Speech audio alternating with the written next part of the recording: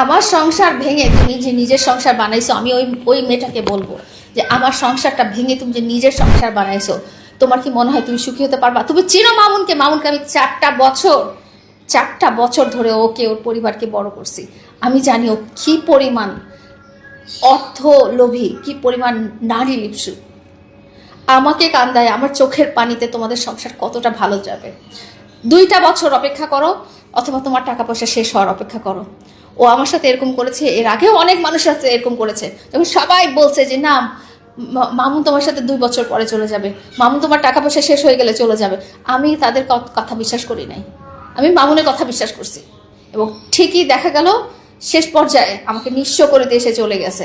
তুমি কয়দিন সুখে থাকবা? আমি আজকে লাইলা তোমাকে বলে দিলাম যে তুমি অপেক্ষা করো তোমার টাকা পয়সা শেষ হওয়ার, তুমি অপেক্ষা করো।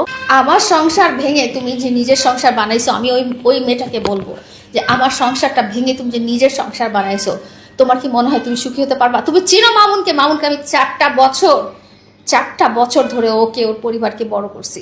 আমি জানি ও কি পরিমাণ অর্থ লোভী, কি পরিমাণ নারী লিপসু।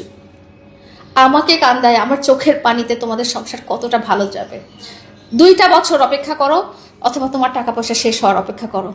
ও আমার সাথে এরকম করেছে, এর আগেও অনেক মানুষের সাথে এরকম করেছে। যখন সবাই বলছে যে না, মামুন তোমার সাথে 2 বছর পরে চলে যাবে, মামুন তোমার টাকা পয়সা শেষ হয়ে গেলে চলে যাবে, আমি তাদের কথা বিশ্বাস করি নাই। আমি মামুনের কথা বিশ্বাস করছি, এবং ঠিকই দেখা গেল শেষ পর্যায়ে আমাকে নিঃস্ব করে দিয়ে এসে চলে গেছে। তুমি কয়দিন সুখে থাকবা? আমি আজকে লাইলা তোমাকে বলে দিলাম যে তুমি অপেক্ষা করো তোমার টাকা পয়সা শেষ হওয়ার।